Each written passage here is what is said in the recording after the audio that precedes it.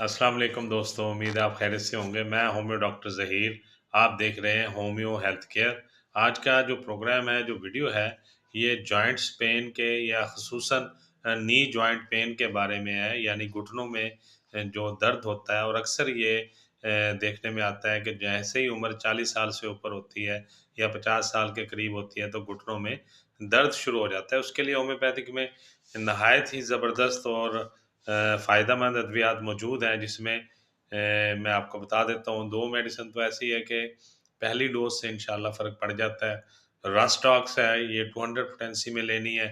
दूसरी मेडिसिन है रूटा, ये भी 200 पोटेंसी में लेनी है।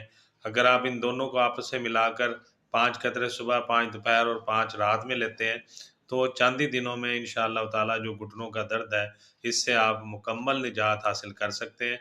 और इसके साथ अगर आप जो है अपनी खुराक का भी ख़्याल